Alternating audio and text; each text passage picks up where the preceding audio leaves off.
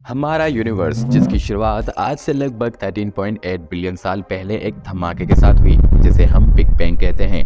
Big bang से पहले आज जो कुछ हम देख रहे हैं, ये स्टार्स, प्लैनेट्स, गैलेक्सीज एक पॉइंट के अंदर थे, जिसे हम साइंस की भाषा में सिंगुलैरिटी कहते हैं, जो उस वक्त बहुत ज़्यादा डेंस और गर्म थी। लेकिन बिग बैंग हुआ था, इसका क्या सबूत है?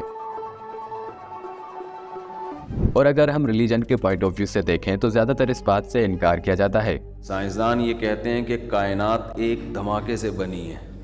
अब ये तो साइंसदान ही बताएंगे कि सही कहते हैं कि गलत। लेकिन क्या हो अगर मैं आपसे कहूं कि कुरान करीम में बिग बैंग का हिंट दिया गया है? असल में ये मेरा खुद का पर्सनल ओपिनियन है। तो कुरान में सूरह अंबिया आयत नंबर 30 में अगर आप इस आयत के कॉन्टेक्स्ट को समझें तो मुझे ये लगता है कि ये बिग बैंग का ही हिंट है। लेकिन साइंटिफिकली इसका क्या सबूत है कि बिग बैंग असल में हुआ भी था? तो शुरू करते हैं हमारे पहले सबूत के साथ, जो है यूनिवर्स का फैलना। यूनिवर्स का फैलना बिग बैंग का एक पक्का सबूत है, जो साल 1929 में एडविन हबल की ऑब्जर्वेशन ने बताया था। एडविन हबल ने जब 100 इंचेस वाली टेलीस्कोप की मदद से यूनिवर्स में गैलेक्सीज को स्टडी किया। हबल का कहना था कि गैलेक्सीज एक दूसरे से दूर जा रही हैं, मतलब यूनिवर्स एक्सपेंड हो रहा है। अगर हम इस 13.8 बिलियन साल के प्रोसेस को रिवर्स में देखेंगे तो यूनिवर्स एक पॉइंट में जाता हुआ दिखेगा। अब आते हैं हमारे दूसरे सबूत की तरफ, जो है CMB रेज। कॉस्मोलॉजिस्ट का यह मानना था कि अगर ये यूनिवर्स बिग बैंग से ही वजूद में आया है तो यूनिवर्स का शुरुआती लाइट स्पेक्ट्रम और टेम्परेचर अभी के यूनिवर्स के लाइट स्पेक्ट्रम और टेम्परेचर से डिफरेंट होना चाहिए, क्योंकि बिग बैंग से पहले उस सिंगुलैरिटी का टेम्परेचर बहुत ज़्यादा था। बहुत ज़्यादा से मतलब बहुत ज़्यादा।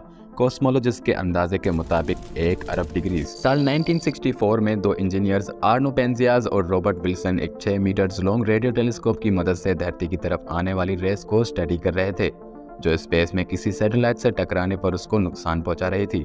अचानक से उन्होंने स्पेस से आने वाली कुछ अजीब सी रेस देखी, जो आसमान में हर तरफ से आ रही थी।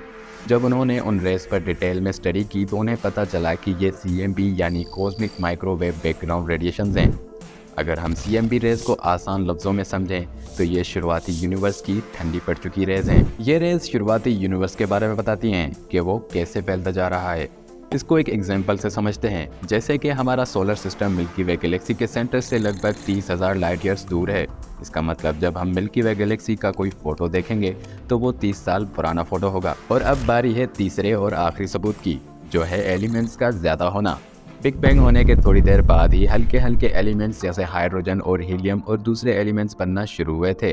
लेकिन अगर हम स्पेशली बात करें तो ज़्यादातर स्पेस में मौजूद बॉडीज़ हाइड्रोजन और हीलियम की बनी हुई हैं। और बिग बैंग थ्योरी के बेसिस पर साइंटिस्ट का ये मानना है कि इस पूरे संसार में 75% हाइड्रोजन, 24% हीलियम और 1% बाकी दूसरे एलिमेंट्स मौजूद हैं। तो गाइज, आपको क्या लगता है? क्या आपको कुरान वाला एविडेंस सही लगता है कि नहीं? हमें कमेंट सेक्शन में ज़रूर बताएं। और अगर आपको इस वीडियो से कुछ नया सीखने को मिला तो लाइक किए बगैर बिल्कुल मत जाना। और अगर चैनल पर नए हैं तो सब्सक्राइब भी कर देना।